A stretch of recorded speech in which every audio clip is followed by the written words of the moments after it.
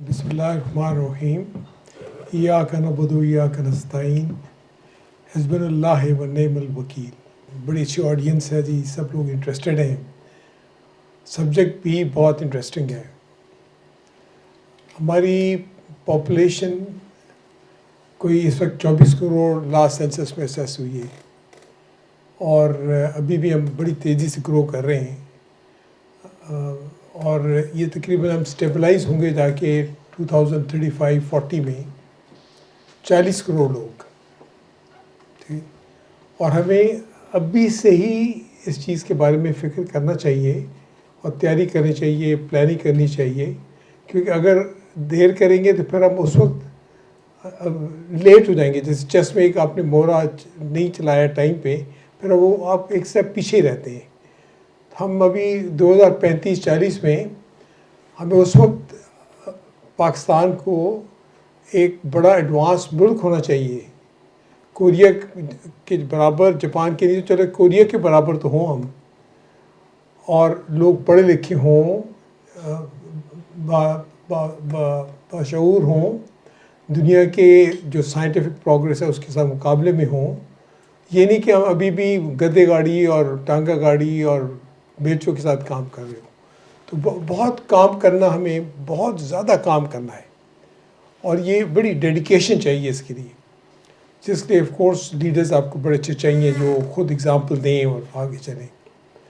मेरा आज का मौजू जो है वो हमने थोड़ा उसको क्लोज़ किया था कि दी रूरल अपलिफ्ट थ्रू मिनरल्स, मगर हम कोशिश करेंगे कि मैं थोड़ा इसको और भी ब्रॉडन करूं। अभी ये मेरा जी एक्सपीरियंस हुआ, मैं एक दफ़ा नॉर्दर्न लाइट, मैं थोड़ा सा इनफॉर्मल सा भी आपसे चलूँगा, कोई बहुत इस तरह रिजिड सा नहीं है मेरा प्रोजेक्ट। आपने देखा मैंने कोई कागज़ रखा नहीं अपने सामने। मैं NLA में था, नॉर्दर्न लाइट इन्फेंट्री में, स्कर्दू में, कारगिल के पास।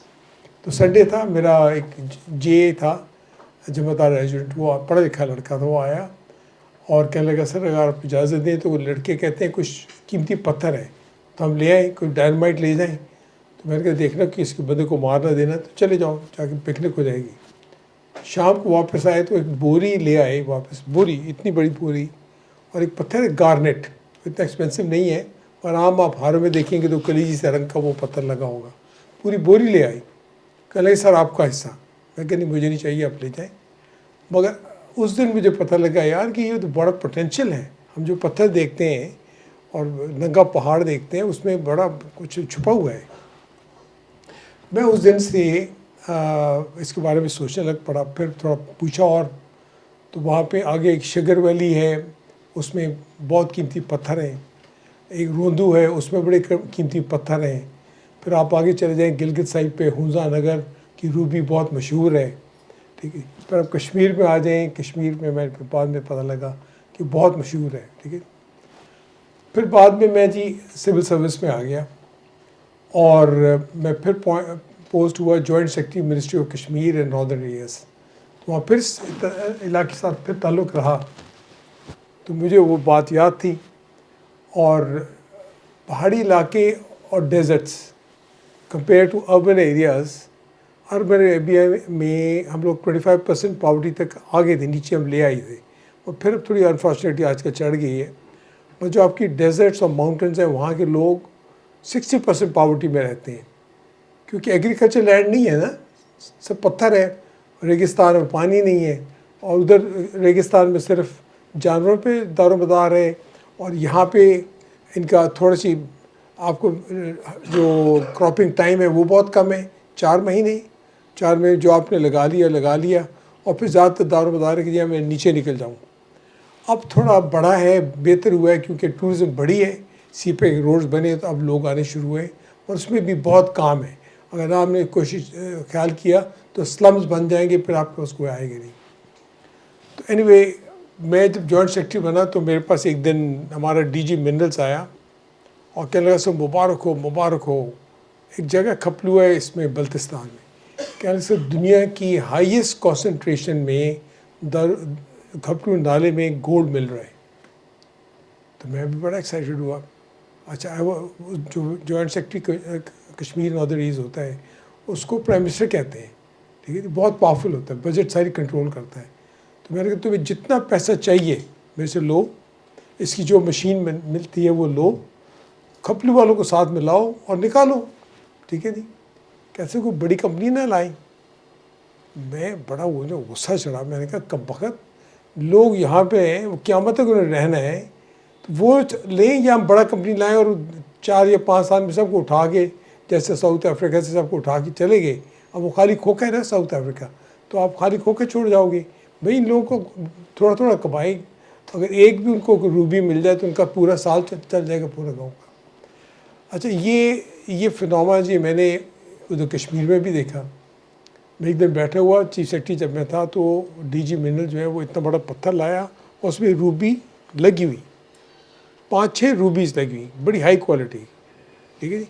और उसमें भी उसने बंदे ने वही कहा कि सर ये देख लें, इसे यहाँ मिल रही है, तो अगर आप कोई ढूंढे, बड़ी कंपनी ढूंढे तो हम बड़ी कंपनी लाएँ। और तो मैंने कहा तुम पागल के बच्चे, तुम जहाँ पे मिल रही है वहाँ के जो गाँव उनको साथ में लाओ, और तुम्हें क्या चाहिए? कहते रोड बनाने। मैं कि चलो मैं तुम्हें देता हूँ पैसा रोड्स के लिए, मशीनें चाहिए, लो पैसा, मशीनें लो, मगर लोगों को मिलाओ। और लोग जो उनको लीज दो, लोग मिल के वो निकालें। उनको अगर एक रूबी मिल गई, उनको 5 साल चल जाएगा। बड़ी प्रेशियस रूबी है वहाँ की। गायब हो गई जी, फिर नज़र ही नहीं आया। अच्छा, नगर में जी वहाँ रूबी मिलती है, नगर के लोग बड़े तगड़े हैं, वो सारे मिल के ट्राइबल से लोग हैं। उन्होंने कहा जी कोई बंदा बाहर के नहीं आएगा। मिनरल्स का जी ये है कि जी मिनरल्स बिलोंग, जो कॉन्स्टिट्यूशन कहती है, they belong to the state, और state to allocate. After the 18th amendment उन्होंने फिर ये कर दिया कि जी मिनरल्स, आम जो मिनरल्स है वो प्रोविंसेस दे दिए, स्ट्रेटेजिक मिनरल्स जो है वो फेडरल गवर्नमेंट के पास रहे। ये एक डिवीजन करती है। But federal government can give a lot a lease. अब हो इस वक्त ये रहा है कि जो कोई वेल कनेक्टेड है, पैसे वाला है, वो जाके लीज पकड़ लेता है। मैं आपको 2-3 इंस्टांसेस बताता हूँ, नाम भी लूँगा मैं। एक जैसे चाइनीज़ ने सैंडिक ले ली, वो हमारी एक कंपनी थी सैंडिक की, वो फेल हो गई, वो उनसे नहीं निकल सका। चाइनीज़ ने वहाँ पे 1 मील गहरा खड्डा खोद लिया जी, और जो को ले गए अभी पता ही नहीं है कि क्या ले गए हैं, वो उसको कॉन्सेंट्रेट जो है करके, तो उसका जो वहाँ सफाई असल में उधर करते हैं, यहाँ से कॉन्सेंट्रेट ले जाते हैं। रेकोडेक है, अब आई है, बड़ी मुश्किल से उसका एग्रीमेंट हुआ है, और बड़ा अच्छा एग्रीमेंट है कि 50% profit government of Pakistan plus Balochistan, और 50% वो लेंगे, खर्चा वो करेंगे। 4-5 साल में शुरू हो जाएगा। उन्होंने कोई इवेंट भी अभी किया है, उन्होंने लोगों को बुलाया है, सब जो लोग इन्वॉल्व होंगे, कॉन्ट्रैक्टर्स वगैरह, सप्लायर्स वगैरह, सब उनको सबको बुलाया है। They had a long conference. Hopefully we should start it as quickly as possible. उसका रेकोडेक एक जो है जी माइन शगई में है, वो एक माइन, उसका जो एस्टिमेट है वो प्रोफेशनली एस्टिमेट हुई है। क्योंकि माइन को जब एस्टिमेट करते हैं जी, तो आप पहले तो अपने पत्थर ढूंढे, लैब में देख लिया हाँ जी कुछ है, फिर उसको ड्रिलिंग शुरू करते हैं। ड्रिल करते करते करते आप पूरा आसपास पूरा एरिया ड्रिल करते हैं, और देखते हैं किस हद तक इसका एक्सटेंट है डिपॉजिट का, कितना गहरे तक है, और किस परसेंटेज में है। उससे एस्टिमेट लगता है कि ये इसमें कितना कॉपर या गोल्ड या जो कुछ है इसके अंदर है। तो इसका जो एस्टिमेट है इस $1 to $2 ट्रिलियन, और 5-6 साल में ये शुरू हो जाएगा, ठीक है जी। अच्छा, अभी जो मैंने सुना है वो है कि जी ये यहाँ से सारा और जो होगा पाइपलाइन डालेंगे, उसमें पानी में डाल के ले जाएंगे, और उसको सफाई उसकी दुबई में करेंगे। भाई सफाई आप उधर क्यों करेंगे? सफाई आप पाकिस्तान में करें, हमारे सामने करें, हमारे सामने निकले जो कोई निकले। चाइना को भी हम एक लॉ बनना चाहिए कि जो कोई निकलेगा सामान वो यहीं प्रोसेस होगा, और फिनिश होके फिर उसके बाद निकलेगा, ठीक है। उसमें हमारी इनकम मल्टीप्लाई कर जाएगी। तो ये 5-6 साल में मैंने एस्टिमेट लगाया कि $60 बिलियन हम हर साल कमाएगा सिर्फ पाकिस्तान। और इमेजिन अगर उसको ठीक तरह पैसे के स्पेंड करें फेडरल गवर्नमेंट और प्रोविंशियल गवर्नमेंट, तो लोग वहाँ के मालो माल हो जाएंगे, ठीक है। तो ये जो आपका मिनरल्स है, इसका ये तो रेकोडेक और सैंडिक के मैंने 2 नाम लिए। अभी संजरानी जो है, जो आपका चेयरमैन सेनेट है, उसने एक कॉपर माइन बड़ी सब बहुत बड़ी वो पकड़ी हुई है, कोई काम नहीं हो रहा, पकड़ी हुई है। एक कुदूस बिजिंजो, उसके भाई के नाम पे एक और माइन है, पकड़ी हुई है, कुछ नहीं कर रही। इस तरह और मायने हैं। मैंने आपको उसे एक बताया कि जो पूरी एस्टिमेट हुई है प्रोफेशनली वो 1 to 2 ट्रिलियन डॉलर्स की है। अब ये पता नहीं कितने कितने की हैं। तो इसमें हमारा ये जो मिनरल सेक्टर है इसमें हमारी गवर्नमेंट ने, हमारे लोग जो जाते हैं, ना उनके पास पैसा है, ना टेक्नोलॉजी है, ना प्रोफेशनल है। हम समझे आपने 1% भी हम अपने मिनरल को एक्सप्लॉयट और डेवलप वगैरह नहीं कर रहे। और ये आप ये देखेंगे, ये आपका कोस्ट लाइन है जी। कोस्ट लाइन से 100 मील अंदर ये पहाड़ शुरू हो जाते हैं, ठीक है जी। यहाँ से लेके ये पूरा बलूचिस्तान, पूरा कोयटा, चमन, पूरा ओल्ड फाटा, ये इधर से आगे फिर करक और कोहाट की तरफ आ जाता है सारा, ठीक है जी। फिर उसके बाद ऊपर आ जाए तो यहाँ पे बजौड़, दीर, मोमंद, चित्राल, ठीक है जी, ये सब वो हैं मिनरल बेरिंग। गिलगित और स्कर्दू, ऑल मिनरल बेरिंग्स। अच्छा, फिर आपका ये जो सारा मुजफ्फराबाद है, ऑल मिनरल बेरिंग। ये आपका जो सिंध का इलाका है, ये वाला सारा, ये सब पहाड़ी है, मिनरल बेरिंग। तो आपका कोई 75% एरिया इट्स मिनरल बेरिंग। अच्छा, ये जो आपकी डेजर्ट है यहाँ पे, ये वाली जगह जो है, ये आपका थर्ड कोल का डिपॉजिट यहाँ पे है, the third largest deposit in the world. तो इस तरफ हमने तवज्जो नहीं दी है, इसकी तरफ तो गवर्नमेंट सीरियसली तवज्जो दें तो you can earn so much, you can be one of the richest countries in the world. मगर ऐसे नहीं होगा, जैसा चल रहा ऐसा नहीं होगा। इसमें आपको 2-3 चीज़ें करनी पड़ेंगी। नंबर 1, एक ऑर्डर निकलना पड़ेगा कि जी ऑल मिनरल्स, ठीक है जी, जिस एरिया में रेवेन्यू एरिया में पहाड़ या आता है तो वो रेवेन्यू, वो जो मिनरल उससे जितना है that is lease to that village, ठीक है जी। चाहे वो फाटा में या KPK में, जहाँ भी है, वो विलेज का जो रेवेन्यू एरिया होगा उसका पहाड़ उनका हो जाएगा, ठीक है। आप एक दफ़ा कर दें। फिर आप दूसरा स्टेप बड़ा करें कि जी आर्मी को कहें कि जैसे उन्होंने FW बनाया, NLC बनाया, वो एक बनाए कोर ऑफ मिनरल्स। ये NLC जो है ये काम कर रही है FW का, ठीक है जी। रोड वार बना रहे हैं, उसको हटाएं, कहें जी यार तुम मिनरल्स में आओगे। वो जियोलॉजिस्ट भर के करें, पैसा उनके पास अपना है, 100-150 अरब रुपया उन्होंने अपना कमाया हुआ है, ठीक है जी। और वो कभी वो 3 डिवीजन का कोर बन जाए और वो स्प्रेड कर जाए, गिलगित से लेके बलूचिस्तान पूरा एरिया में कवर कर जाए। वो गांव में अप्रोच करें, गांव को ऑर्गेनाइज़ करें, उनको समझाएं, उनकी कंपनी बनाएं, इक्वल शेयर होल्डर्स हों, ठीक है जी। फिर अपनी उनको बताएं लैब में हमने यहाँ लगा दी है, बेस्ट लैब। उनको कहें पत्थर ले आओ, उनको असेस करें, जहाँ भी देखें कि बहुत क्वालिटी है वहाँ पे फिर अपनी मशीनें ला के उसको ड्रिल करें, एक्सट्रैक्ट देखें प्रोफेशनली कितना है, और उसको फिर आप अपनी फैक्ट्री लाएँ, खुद प्रोसेस करें। जब आप चीज़ बेचें तो वो ये नहीं कि जो पत्थर आप बेच रहे हो, नहीं, आप चीज़ निकाल के बेच रहे हो। आपको पता है कि जो कॉपर है, कॉपर में से 11 मिनरल्स निकलते हैं, ठीक है जी। कॉपर, गोल्ड, सिल्वर, पता नहीं क्या क्या, molybdenum, some are very very precious, जो आपको बताते ही नहीं है कोई। अब चाइना लेके जा रहा है, वो आपको अब तक $2 बिलियन दिए सिर्फ आपको, हालांकि आपको अब तक उनको 20-30 बिलियन डॉलर देना चाहिए था, ठीक है। तो ये you have to be much more stricter.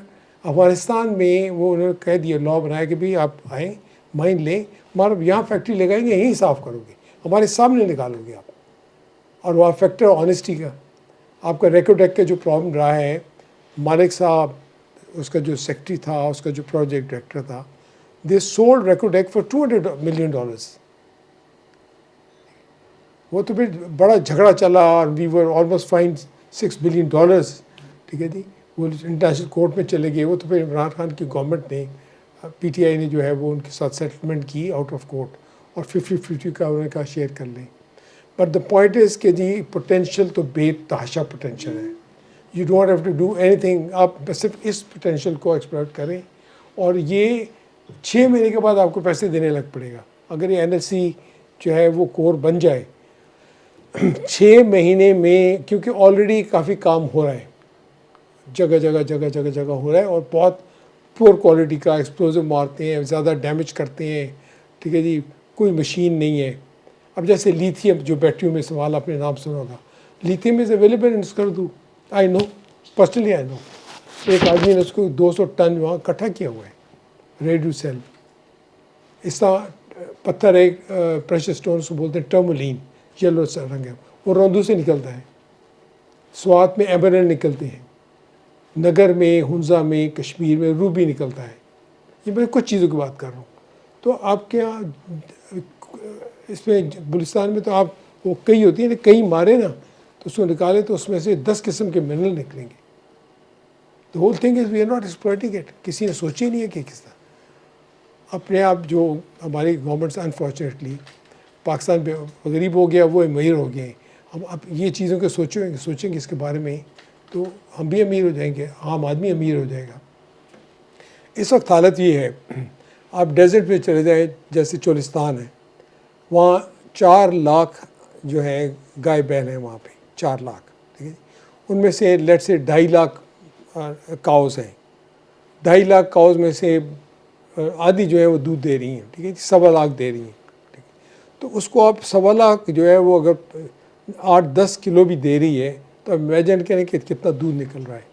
मगर उधर रोड ही नहीं है, नेस्ट से वहाँ जाता नहीं है, चिलर्स नहीं है लगे हुए। उसको आप थोड़ा अटेंशन पे करें, वहाँ चिलर्स लगा दें, लोग आके वहाँ बेच दें तो दिल भी करोड़पति। तो ये जैसे लेट्स से आप इसकी मैं आ जाऊँ, we are on the subject of poverty ना जी, थ्रू मिनरल्स, बट और भी चीज़ें हैं जिससे हम पावर्टी ख़त्म कर सकते हैं। आप लेट्स से ये आपका जितना पहाड़ी इलाका है, दिस इज़ ब्यूटीफुल एरिया, वहाँ कौन बंदा नहीं चाहता कि मैं ठंडी जगह जाऊँ और खूबसूरत पहाड़ हों, जंगल हो, वहाँ जाके मेरा फर्स्ट क्लास में टाइम गुजारूँ। वहाँ जो है उधर हर गांव में आप एक होटल शुरू कर सकते हैं, ठीक है। एक NGO बना दें जो उधर जाके सबको मिले और कह दिए अगर तुम ज़मीन देते हो हम आपको लोन देते हैं, आप यहाँ होटल बनाएं, आपको हम ट्रेन करते हैं, एक आप ही के गाँव का बंदा कुक होगा, वेटर होगा, आप ही के गाँव जो है बकरियाँ भी पाले, मुर्गी भी पाले, अंडे भी पाले, अंडे भी हो उसके पास, और सब्ज़ी भी, और आप लोग ही सारे उनको फीड करें। अगर वो 4 महीने वो ऐसा चल जाए तो उनको सार का उनका गुजर हो जाएगा। और इस वक्त क्या हो रहा है कि सब वेले बैठे हैं, किसी ने अगर उधर को घर बनाया तो ये बैठ के पत्थर कूटते रहेंगे और उसका पत्थर बना के और काम गुजारा करेंगे। तो लिटरली स्टार्वेशन पे है, they are on starvation, I am telling you, they are on starvation. Starvation आपका बलूचिस्तान में स्टार्वेशन है, नॉर्दर्न एरियाज में स्टार्वेशन है, चोलिस्तान में स्टार्वेशन है, थर्ड पार्कम में स्टार्वेशन है। तो the rural areas are not well off, and unless we don't concentrate on them, तो हमारा उधर से not only will they feed और be fed and become healthier, they can also be educated, they can become good citizens of Pakistan, और उतनी ज़्यादा काम हमारे यहाँ स्टेबिलिटी और कामनेस आएगी। अब लेट से आप ये कोस्ट लाइन देख लें, मैं खुद गया गवादर, और मैं एक गांव में, उधर ज़मीन हम देख रहे थे, गवादर एक गांव में घुसे। जो आपके दिमाग में होगा, मेरे भी दिमाग में, कि जी मिट्टी के घर है, फर्स्ट को पुराना गांव है, मिट्टी के घर होंगे, गलियाँ होंगी, कुछ होंगे, कोई डेरा होगा, तो कोई मेहमान नवाजी करने वाला होगा। वहाँ क्या था कि वहाँ डंडे ऐसे बांधे हुए थे, उस पर कहीं बोरी बांधी हुई, कहीं प्लास्टिक बांधा हुआ, कहीं कुछ, और कोई उसमें रास्ता नहीं था। मैं उस पर चला गया, मुझे मुसीबत पड़ गई वापस निकलना उधर से, और उनके सामने हमारा जो कोस्ट लाइन है वो 750 मील लंबा कोस्ट लाइन है, फ्रॉम सिंध टू गवादर, और 300 किलोमीटर आगे तक है। तो हमारी गवर्नमेंट जो है अगर हर गांव को लोन पे ये ना ग्रांट्स को लोन पे उनको अच्छा ट्रॉलर ले दें, ठीक है जी, और वो ट्रॉलर हफ्ता 15-15, 20-20 दिन समुद्र में रहे, वहाँ से मछली पकड़ के लेके आए, कोल्ड स्टोरेज उसके अंदर हो, GPS उसके अंदर हो, नेवी के रिटायर्ड ऑफिसर्स का कैप्टन हो, ये सब तो जानते हैं ना, ये वो ज़रा और उनको समझाता रहेगा। यहाँ पैकेजिंग प्लांट्स हो, उधर ले आएँ, या पैकेज करके मछलियाँ जो है वो पूरी दुनिया में एक्सपोर्ट करें। ये कम से कम 5 to 10 to 20 बिलियन डॉलर्स की एक्सपोर्ट है सिर्फ। तो वो लोग सारे जो है वो they all become rich. So the whole thing is somebody has to start thinking कि ये नहीं कि मैं कैसे अमीर हूँगा, मेरा पाकिस्तान जो पाकिस्तानी है वो कैसे अमीर होगा।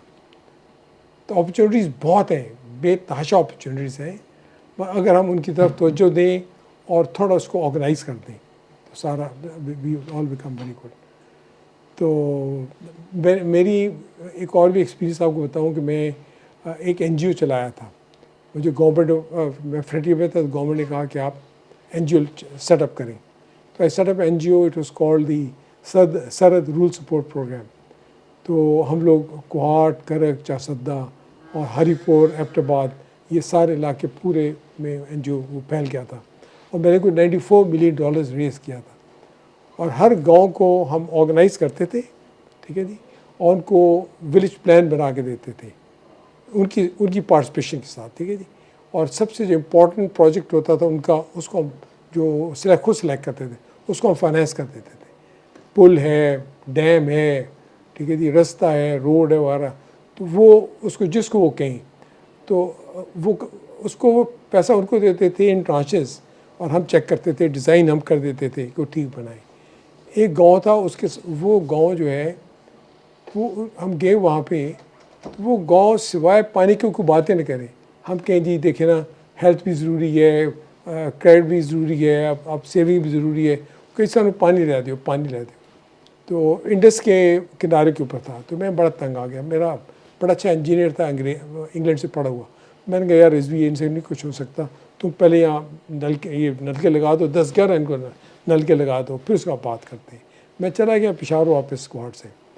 तो मुझे 4-5 दिन के बाद फ़ोन आया, कहते सर वो ठीक कह रहे हैं, यहाँ पानी है ही नहीं।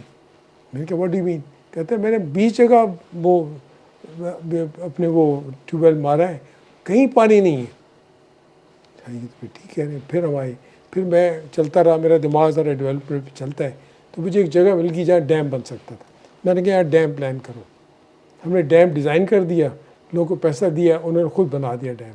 और अल्लाह का करना है कि पहले साल उधर क्या कहते हैं बारिश हो गई थी और पूरी एक लेक बन गई, ठीक है जी। तो वो अब बजाय इसके कि पहले वो 2000 फुट नीचे इंडस में जाते थे, वहाँ कपड़े धोने, पानी लेना, और जानवर भी उधर से पानी पीते ऊपर चढ़ते थे, बेचारों पे मांस नहीं चढ़ता था, तो they couldn't sell them properly. So वो अल्लाह का शुक्र के उसके बाद वो they became so well off. अच्छा, एक गाँव की औरतें जो है वो बड़ी बेचारी गरीब, उनकी ना उनको कोई रिस्पेक्ट होती थी औरतों की, क्योंकि दे आर नॉट अर्नर्स ना। तो मैंने हर औरत को 5 टेडी बकरी का पैकेज बना के ना तो उनको दे दिया, हर औरत को गांव की, ठीक है। तो वो विद इन अ ईयर वो जो 5 थी वो 20 बन गई, ठीक है। तो वो हर साल अभी 4-4, 5-5 बेच रही है and they became well off. तो there are so many things that can be done once you get down to that level. तो आप अपनी सोच जो है अगर उस लाएँ कि जी मेरे कॉमन मैन है वो अमीर हो जाए। We don't want the country to be rich, we want the man to be rich. अगर वो अगर कॉमन मैन अमीर हो जाएगा, वो अपने पैर पे खुद खड़ा हो जाएगा, बच्चों को भी पढ़ा लेगा, अस्पताल को भी देख लेगा, सब कुछ खुद कर लेगा। अब ये आर्मी की एक स्कीम है, वो ये ज़मीनें ले के और कॉर्पोरेट फार्मिंग करने लगी हैं। पहले आप अपने जो लोग हैं जो लैंडलेस हैं उनको तो दें, अगर स्टेट लैंड पड़ी है तो उनको दें। अब सिंध में आपको पता है 3.5 करोड़ लोग जो हैं वो हारी हैं, और 90% of the land of Sindh is held with the wadera. मुझे कोई हारी नहीं मिला, मैं माशाल्लाह मैं आ रहा हूँ, कोई हारी नहीं मिला जिसके पास 5 एकड़ ज़मीन भी हो। दे आर स्लेव्स, आज इधर बैठे हैं, कल उधर बैठे हैं, परसों तो बैठे हैं। उनको आप 12.5 एकड़ ज़मीन दे दें, ठीक है, ट्रैक्टर पे दें, सीड में लोन पे दें, वो खुद कमा के पैर पे खड़ा हो जाएगा। आपके लिए कोई लाइबिलिटी नहीं होगा ना, he is not poor, he is not liable. तो पहले अपना पेट तो पूरा हो तो फिर आप एजुकेशन की बात कर लें।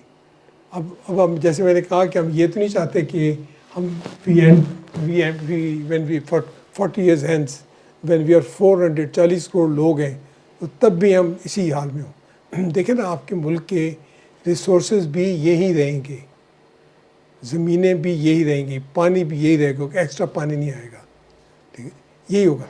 इसमें आपने अपने आप को खाना भी खाना है इसमें, और वो कैसे आएगा कि जी आप इस वक्त रिसर्च शुरू करें ताकि आपकी जो एवरेज प्रोडक्शन जो 30 मॉन्ड्स पर एकड़ है वो 60-70 मॉन्ड्स पर चली जाए हर चीज़ की, ठीक है। So that means a lot of work, scientific work has to be done on researching for seeds which are more productive, ठीक है। फिर आपका और अगर दिमाग अपनी गवर्नमेंट जो अपनी इस तरफ कॉन्सेंट्रेशन करे कि हमने लोगों का हालात देते हैं, हमारी मेट्रो जहाँ ये कंपनी ये मैं ही लेके आया था सेक्रेटरी इंडस्ट्रीज़ मेट्रो, ये कंपनी के 4000 स्टोर हैं वर्ल्ड वाइड। इनको काम दे दें कि ये यूटिलिटी स्टोर्स के साथ जेवी कर लें, ठीक है जी। और इनको कहें कि जी आप सारे प्राइसेस हर फूड की जो है वो पूरे साल कांस्टेंट रखेंगे, ठीक है जी। और मैं इनको ये एग्रीमेंट है इनके साथ, और एक दफ़ा किया भी कि जी चिकन बहुत महंगे, जैसे आजकल चिकन बहुत महंगा है, बट यू टेल देम ये उस दिन लास्ट टाइम भी वियतनाम पे के कि जी हम वियतनाम से ले आएंगे, वो 150 किलो का आपको मिलेगा। तो we want food which is at one level throughout the year, तो पूरी आपकी कौम जो है वो सेटिस्फाइड हो जाएगी। अब आप कभी यूएसए जाएं तो 20 साल की भी जाएं तो टमाटर या एप्पल या कोकम्बर वही प्राइस होती है, प्राइस नहीं चेंज करती, सेम प्राइस। तो it can be done here also if अगर आप तवज्जो अपने लोगों पे डालें। अगर आपकी तवज्जो ये है कि मैं नवाज शरीफ को कैसे अमीर करना है और जरदारी को कैसे अमीर करना है, तो फिर तो मुश्किल है, बड़ा मुश्किल। I am open two questions, अगर कोई क्वेश्चन। बिस्मिल्लाहिर्रहमानिर्रहीम। मेरा राजा अब्दुल जब्बार नाम है। मैं बाई प्रोफेशन एडवोकेट हूँ और मेरा ताल्लुक़ आज़ाद कश्मीर से है। मेरे साथ शफ़ी साहब एडवोकेट हैं, इनका ताल्लुक़ मुज़फ़्फ़राबाद से है, तो मेरा बाग से है। तो आपको सर खुशामदीद यार। यहाँ पे खालिद साहब एक हफ्तावार एक बड़ी खूबसूरत नशिस्त रखते हैं, हम भी उसमें आते हैं। तो आप चीफ़ सेक्रेटरी रहे हैं हमारे, और आपके ख़यालात सुनने का भी मौका मिला। बहुत खूबसूरत आपने माशाल्लाह बातें की। और ये जो मसाइल ज़्यादा कौम है, मसाइल में घिरी हुई कौम है, तो इसके लिए जो प्रोजेक्ट्स आपने बताए कि एक NGO भी है और ये मिनरल से भरा हुआ है। तो जिस तरह रूबी का आपने सर जिक्र किया, ये जो नीलम का हमारा इलाका है, रूबी जो पत्थर है, ये बहुत ज़्यादा वहाँ पे मशहूर है। बल्कि जिस वक्त वहाँ पे पीपल्स पार्टी की हुकूमत थी, तो वहाँ पे एक मिनिस्टर था, तो वो रा की शक्ल में ना रूबी बाहर लेके स्मगल करता था। एक दफ़ा बल्कि जियो ने वो उसकी खबर भी चलाई थी। मिनरल्स का उसके पास ये शोबा था, और वो ज़ाती तौर पे इतना अमीर हो गया है कि उसने एक बेनज़ीर पैलेस वहाँ पे बनाया हुआ है नीलम में, एक उधर बाग में बनाया हुआ है, और 2-3 जगहों पे वो सिर्फ उस रूबी की वजह से, वो रूबी जो पत्थर वो बाहर राग मटेरियल में बेचता था।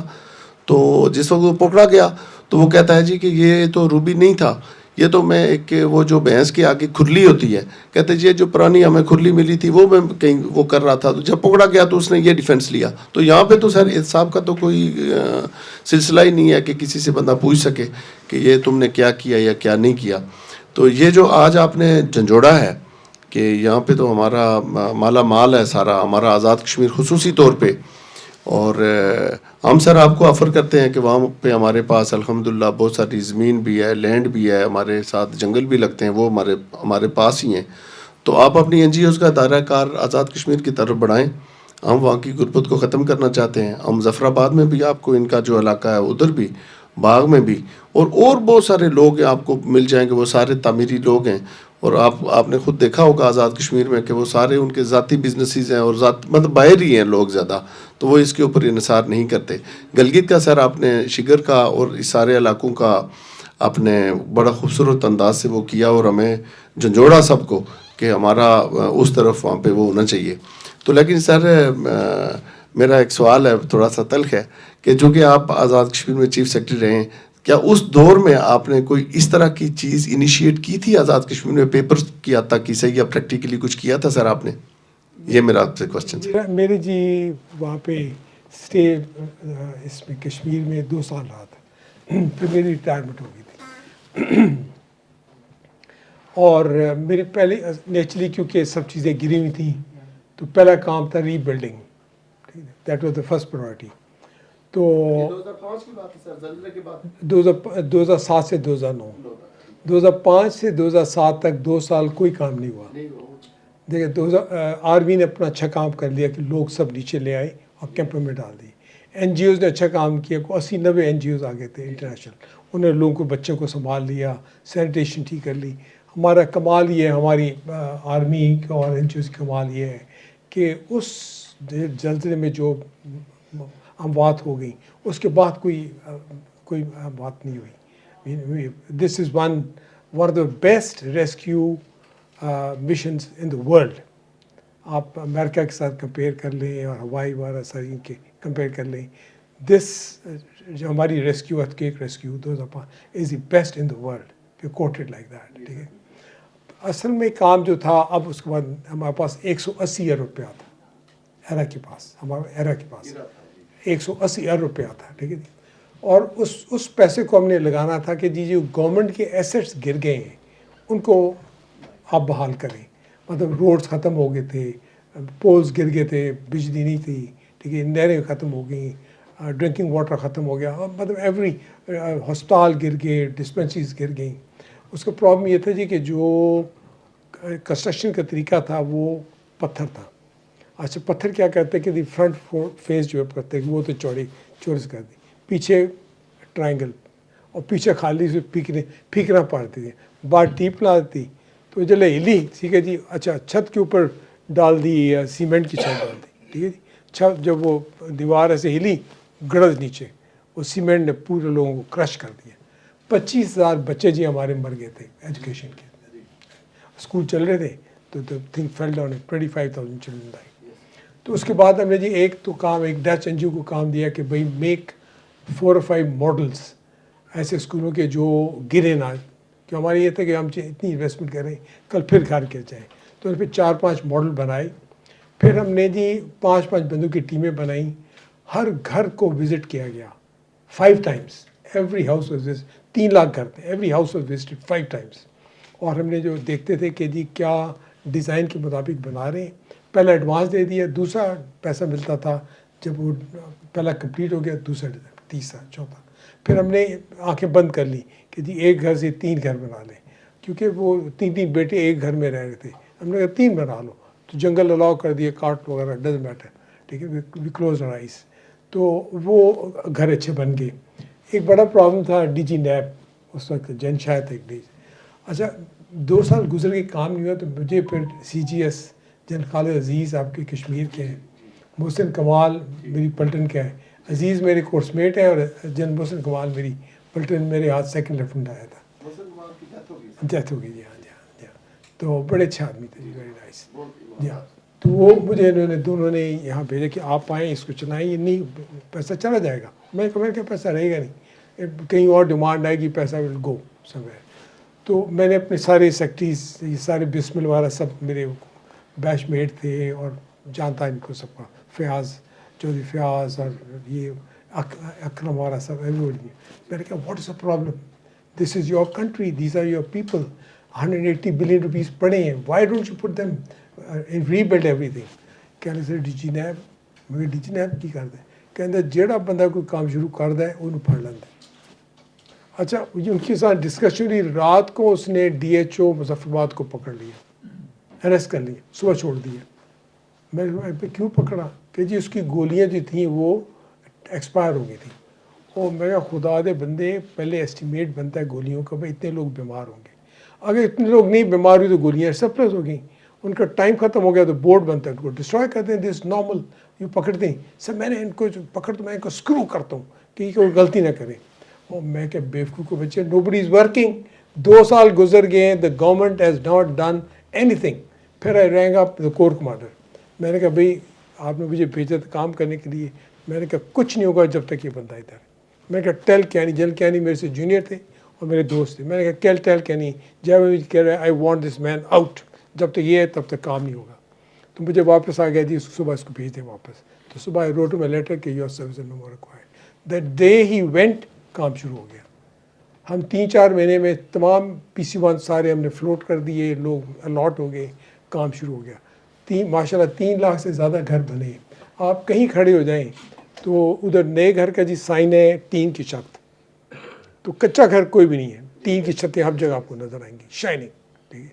और रोड तमाम रोड बन गए, तमाम स्कूल बन गए, अस्पताल 2 मॉडर्न बन गए जी, ये अबू धाबी ने पैसे दिए थे, मॉडर्न हॉस्पिटल बन गए मुजफ्फराबाद और पाक में, तो ठीक है। और ये सेक्रेटेरिएट नया बना दिया, जा, और वो सब प्रीफैब है, वो हिलेगा गिरेगा नहीं।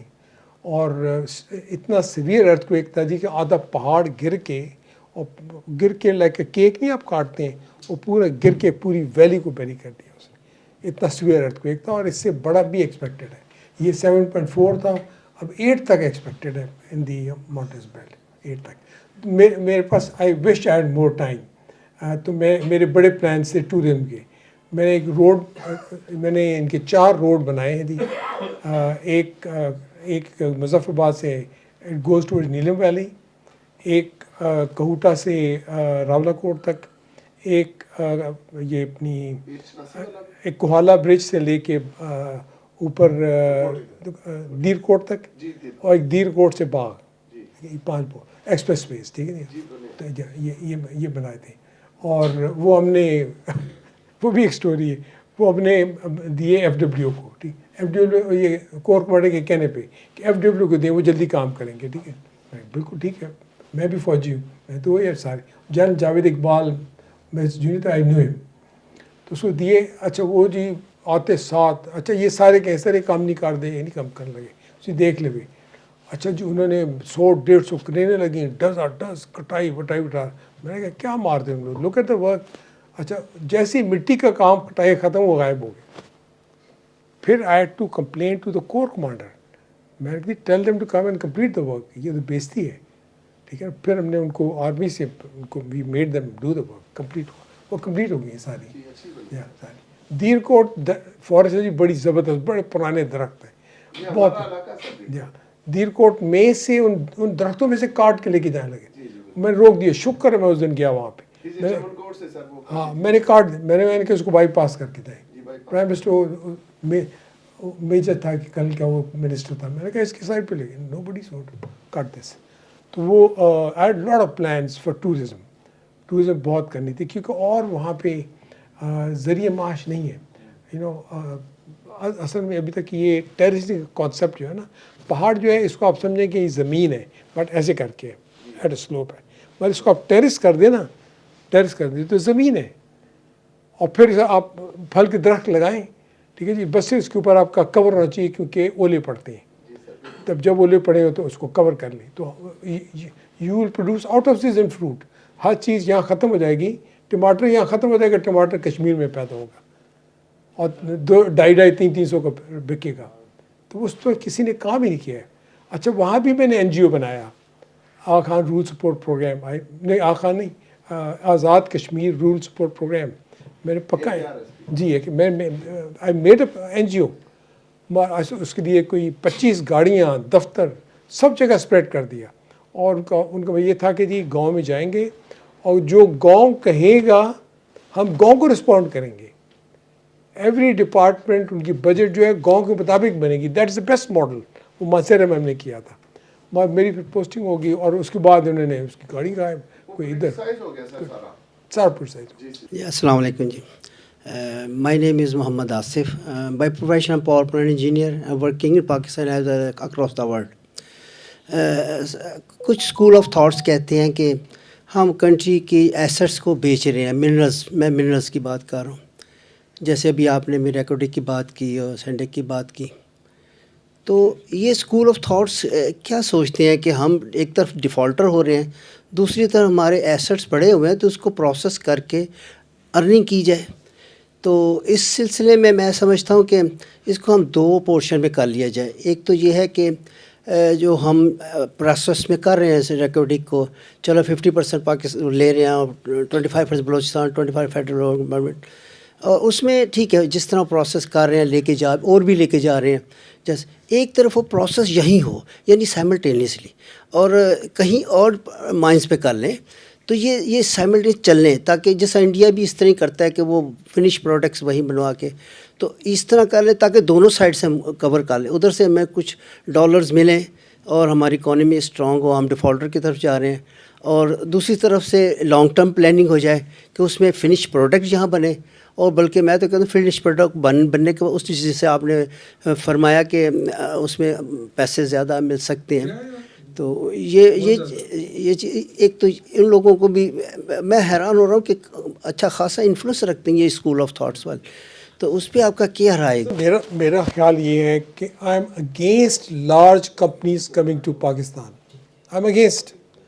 मैं जैसे रेकोडेक है, उधर के लोग हैं ना बेचारे अभी भूखे नंगे हैं, वो हर एक फैमिली को आप लोन पे दे दें, एक बकेट क्रेन और 3 ट्रॉलियाँ दे दें, उनके भाई ये आपको ये प्लॉट आपका है, इसकी खुदाई करके और मिट्टी आके इधर फलानी जगह डंप कर दो, ठीक, फैक्ट्री जहाँ पे बननी है वहाँ पे डंप कर दो और रोज़ के 1500 रुपया ले जाओ, 500 रुपया पर ट्रॉली आपको दे, उनकी इनकम शुरू हो जाएगी। Why should they go for terrorism? अभी अगर टेररिज्म की तरफ जाते हैं तो बिकॉज दे सो मनी, भूखे मर रहे हैं, आपकी फैमिली भूखी मर रही है, तो यू विल डू एनीथिंग, हर चीज़ करेंगे आप, ठीक है जी। तो और फिर आप याद रखें कि इन लोगों ने क़यामत तक रहना है यहाँ पे। आप बड़ी बड़ी कंपनियों को देंगे, रेकोडेक तो 5-10 साल में ये यहाँ खड्डा रह जाएगा। आप जाके देख लें, इसको सैंडक को देखें, फ़ोटोज़ देखी आपने उसकी, वहाँ 1 मील गहरा और 2 मील चौड़ा खड्डा है, सब कुछ चला गया वहाँ से। एक दिन वो कहेंगे अच्छा जी खुदा हाफिज़, क्या मिला लोगों को, क्या मिला वहाँ पे? आई am against this, I am totally against this. मैं कहता हूँ थोड़ा बना लें, पूरे मुल्क में जब हम शुरू कर देंगे तो मिल के वो बहुत बन जाएगा, बट हर बंदा जो है वो इसमें लगा हो, ठीक है जी, और हम प्रोसेस करके भेजें। अब एक मेरी दोस्त थी जिसको मैंने टीचर रखा था, मैंने एक स्कूल चलाया था चित्राल में, मैंने उस DC, आज वो FSC लेवल तक है। तो she was a teacher there, she got a job running a project in Afghanistan from the USAID। उन्हें औरतों को ट्रेन किया how to cut stones, how to make necklaces, और उनमें पत्थर वत्थर लगा के उनके शोज़ कराती थी पेरिस में, अमेरिका में, कहाँ दे पे क्या ब्रांड नेम। तो अब हमारे लोग तो इंटेलिजेंट, कौन कहते हैं इंटेलिजेंट नहीं है हमारे लोग। हमारा एक गधा था वो उधर DG लाइफ स्टॉक, उसको मैंने कहा यार ये ठंडा इलाका है, यहाँ पे पश्मीना गोट्स अगर हों तो उसका जो बाल है वो उस पर पश्मीना शॉल बन सकते, हर घर में खड्डी है जिधर, तो उसकी खड्डी पे मैंने कहा पश्मीना शॉल बनाई, पश्मीना कपड़ा बनाए, वो 10 गुना महंगा बने बिकेगा जो अब बिक रहा है, ठीक है जी। तो 2-3 महीने बाद आया, कहते मुबारक हो सर थोड़े वास्ते मैं 5 पश्मीना जो बंदोबस्त कर रही हैं गोट्स, और मैं क्या मुझे नहीं चाहिए, मैं जो पूरे कर दूँ गिलगित के लिए चाहिए। मेरा था कि मैंने कहा वो अब मंगोलिया से लेंगे और लोगों को वो देंगे, लोगों वाली ले के और बेच के उसका पैसा मिल जाएगा, ठीक है। तो वो मतलब ब्यूरोक्रेसी की जो सोच है ना जी, वो सोच गलत है। आई एम अगेंस्ट इनकी जो हमारी ब्यूरोक्रेसी की इतनी गंदी सोच है जी इनकी हुई, इनकी ट्रेनिंग गलत है। मैं अल्लाह करे मुझे कोई मैं दुआ करता हूँ कि मैं कोई कंट्रीब्यूट कर सकूँ। मैं जो DMG और पुलिस इनको मैं PMA भेजूँगा, 2.5 साल ये PMA में करेंगे, ठीक है जी, ठीक है जी। I will not let them. मैंने ये पॉइंट जब मैंने ट्रेनिंग की थी, मैंने वहाँ DG साहब से इनायतुल्लाह से बात की थी। मैंने कहा सर मैं 6 महीने गुजारे आपके साथ, मैं एडजुटेंट PMA रहा हूँ, इंस्ट्रक्टर PMA रहा हूँ, एडजुटेंट PMA कोई छोटी चीज़ नहीं है जी। मैंने कहा I know how we train a people. हमारा जब लड़का निकलता है वो आग बगोला होता है, ready to die for the country. मैं कहता हूँ मैं एक दफ़ा एक इंस्ट्रक्टर ने सुनिया कि जरा कहे कि तुसी लोगों की खिदमत वास्ते चल रहे हो, ये जाते हैं एटीट्यूड के अपने कॉम्पिटिशन में दान कर लिया है, बस अब रियाया हमारी खिदमत के लिए। किसी आदमी का ये नहीं होता कि मैं लोगों की खिदमत के लिए जा रहा हूँ। रूल्स रेगुलेशन फुल स्टॉप नहीं, कॉमन नहीं, उससे निकलते नहीं हैं भाई। आप लोगों के प्रॉब्लम हल करो, make life easy for the people, ठीक है जी, and see how you can make people progress, how can they earn more. अभी मैं कह सबसे बड़ा प्रॉब्लम तो हमारा इसका खाने का है, वही ज़मीन है, वही पानी है, ठीक है जी।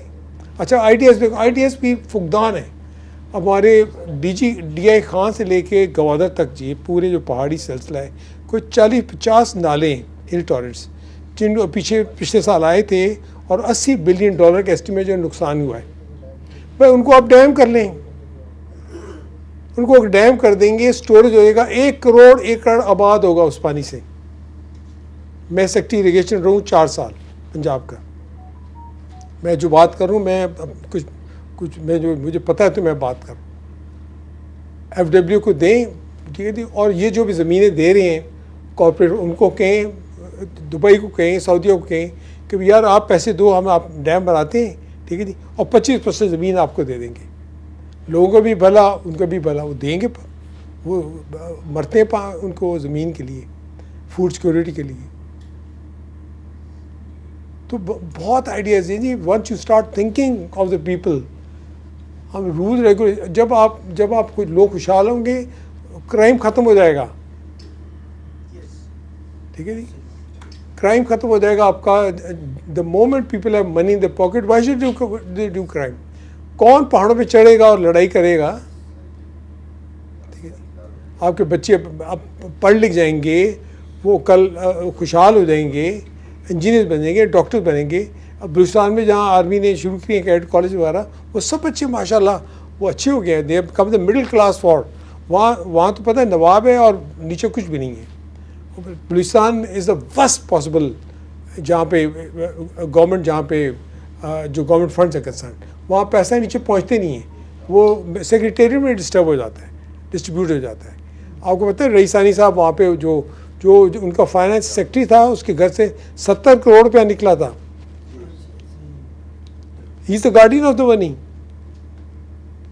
वो कहते हैं छोड़ो पर यार, वो बेचारे वो यूज्ड हुए हैं, उनको आप ख़राब ना करें रोड दे के और पानी दे के और बिल्डिंगें बना के।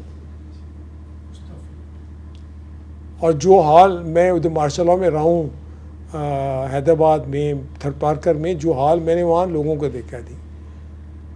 अच्छा, एक आदमी को लगाया है उधर वडेरे ने, वहाँ वो ज़मीन ख़राब थी, 3-4 साल लगा के मेहनत पे उसने उसको ठीक ठाक किया है।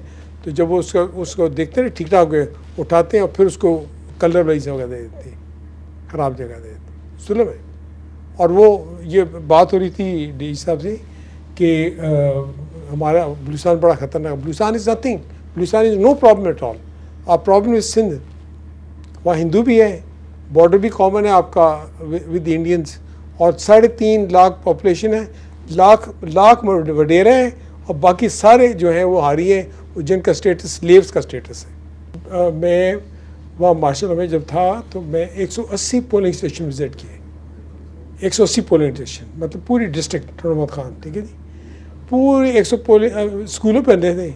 180 में बस सिर्फ एक जगह एक वडेरा बैठा था, ठीक है जी, और बच्चे पढ़ रहे थे, ठीक है जी। और 179 में कोई बच्चा नहीं था। ये मैं खुद देख के आया हूँ। अस्सलाम वालेकुम सर अशरफ अली, बहुत शुक्रिया सर, आपने फैक्ट्स और फिगर्स शेयर्स की। मेरा क्वेश्चन एक इंटीग्रेटेड सा है और 2-3 क्वेश्चन इसी में ही हैं इकट्ठे। पाकिस्तान में सर जिस बंदे को काम करना आ जाता है उसको हटा दिया जाता है या उसको कहीं दूर दराज रिमोट ट्रांसफ़र कर दिया जाता है, और नए लोग जो बंदा एक्सपीरियंस हासिल करके रिटायर्ड हो जाता है उसको हम समझते हैं कि ये अब किसी काम का नहीं है। तो हाँ, जबकि हकीकत ये है कि उसको एक्सपीरियंस होता है, उस बंदे के पास नॉलेज होता है, इंफॉर्मेशन होती हैं, वो उनको कंसल्टेंसी में या ट्रेनिंग में या जो नए आने वाले लोग हैं उनकी गाइडर एज ए गाइडर या मेंटोर क्यों नहीं बनाया जाता। दूसरा क्वेश्चन है कि मैंने देखा है कि हमारे मुल्क में बदकिस्मती से ब्यूरोक्रेट्स कहते हैं हम हुकूमत करें, आर्मी कहती है हम हुकूमत करें, पॉलिटिशियन कहते हैं ये जो वो कहते हैं हम हुकूमत करें, और इसी तरह NGOs कहती हैं हम हुकूमत। और जो बाहर के लोग हैं जो एडवांस्ड हैं, लाइक मैं उसमें USA UK कहूँगा, चाइना कहूँगा, और भी हैं, इवन के किंगडम ऑफ सऊदी अरेबिया है, वो भी है, दुबई है। हम पाकिस्तान पे पता नहीं क्या क्या किया जा रहा है। तो इस पे आप खुदारा कुछ मैं रिक्वेस्ट करूँगा कि कम अज़ कम ये नए एक्सपीरियंस वाले ना आए, कोई एक मेकनिज़म बन जाए, कोई भी चेंज होता जाए। अब प्राइम मिनिस्टर किसी मिनिस्टर को लगा देता है तो वो ब्यूरोक्रेट्स की राह में, अगर कोई नहीं मानता उसको ट्रांसफ़र कर देते हैं। ये तमाशा है और रिसोर्सेज हमारे ज़ाया हो रहे हैं। एग्रीकल्चर मुल्क है हम, फिर उसके बावजूद गंदम, चावल और फ्रूट्स, ड्राई फ्रूट्स ये हमारे पास नहीं है।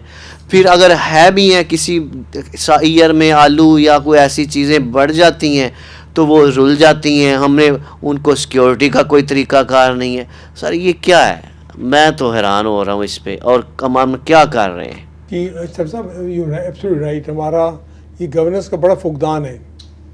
बहुत बड़ा फुकदान है। हमारे जी हिस्ट्री में देखें ना तो पहले जो पॉलिटिक्स जो शुरू हुई, जब फिर प्रेसिडेंट यूब आए और बड़ा उसको वेलकम किया गया। I still remember that day, जिस दिन माशाल्लाह लगा था, उस स्कूल जा रहा था तो मैं देखा था, और then he did very well. 10-11 वो साल we were better than Korea at that time, better than China at that time, near Japan, ठीक है जी। फिर दूसरे भुट्टो साहब आए, उन्होंने आधा मुल्क गया, ठीक है जी, और सिस्टम अच्छा हुआ चल रहा था, नेशनलाइज किया, बेड़ा गर्क करके रख दिया। फिर उसके बाद फिर आपको एक और मार्शल लॉ लाना पड़ा, ठीक है, फिर चीज़ें बेहतर रहीं, फिर वो दूसरी गवर्नमेंट्स आई, फिर मुशर्रफ लाना पड़ा। तो मैंने स्टडी की है पूरी कि whenever the military governments came तो we grew at 6%, whenever the civil governments came we grew at 3.5 to 4%, ठीक है। तो वो गलती जो बड़ी हुई ना जी, nobody did an analysis कि जी यार ये क्या क्यों आ रहा है, why does the army have to come every time, somebody should have done an analysis on this, ठीक है जी। और वो सिस्टम को करेक्ट करना चाहिए था उस वक्त, वो करेक्ट नहीं किया गया, तो वो फिर गलतियाँ होती रहीं। अब आई थिंक टाइम आ गया, प्रॉब्ली सब करेक्शन विल बी डन। आपका जो पार्लियामेंट्री सिस्टम जो हमने अडॉप्ट किया है ना, वो तो सरासर करप्शन की जड़ है जी, ठीक है जी। सबसे पहले वो MP वाला इलेक्ट होगा ना जी, वो जाएगा कि जी मेरा तहसीलदार बदलो, मेरा पटवारी बदलो, मेरा SHO बदलो, वो मेरा SDO बदलो, इरीगेशन दा फलाना, वो 4-5 बंदे बदलवा के ना जी अपने, तो वो पावर ग्रैब करता है वहाँ पे। मैंने खुद एक दफ़ा सुना था, वो बेचारा मर गया, मैं नाम नहीं लेता, वो SHO नहीं किया, उसे बंदे ने की करना है, उन्होंने कहा छोड़िए ना, उन्होंने कुट चढ़ा, ठीक है जी। वो इधर लाहौर में बैठा हुआ और वो बक्कर से रिंग कर रहा बंदा जंग से, और उसको नहीं कुट्टी छोड़ी ना उसने। तो वो आपका जो है ना सेपरेशन, वो ट्रू सेपरेशन होनी चाहिए। एग्जेक्टिव अपना, जुडिशरी अपना काम करे, लेजिस्लेचर अपना काम करे। लेजिस्लेचर का क्या काम है, जाके वो प्रोजेक्ट्स करें। पिछली जो गवर्नमेंट गई थी शहबाज की, तो 800-900 अरब रुपया उन्होंने दिया, पे किया उन्होंने MPs और MNAs को, which will all be wasted. It is not coordinated, कोई उसमें सेंस नहीं है, कोई इधर बना रहा है, कोई उधर बना रहा है, और उधर एवरेज टेक 30-40% है, सिंध में ज़्यादा है, बलूचिस्तान में होते नहीं है, ठीक है जी। तो वो इस सारे सिस्टम को करेक्ट करना पड़ेगा, और आई होप आगे देखते हैं क्या होता है, व्हाट हैपन्स। या मैं दूसरा जी मैं कहना चाह रहा था, ऐसे मैं कहना चाह रहा था कि जी the time is come that we should specialise, go towards specialisation. Journalism को ख़त्म करके और स्पेशलाइजेशन जाना चाहिए। जो रिटायर्ड ऑफिसर्स हैं, वो चाइना का मॉडल बड़ा अच्छा मॉडल है, वहाँ पे वो जो अच्छे अफसर हैं उनको इकट्ठा कर लेते हैं, ठीक है जी, दफ्तर का देते हैं और उनको सब्जेक्ट देते हैं, and they do very serious studies, और गवर्नमेंट को उनको स्टडीज़ को बड़ा वेट देती है जब डिसीजन मेक करते हैं, they give a lot of weight to that, ठीक है जी।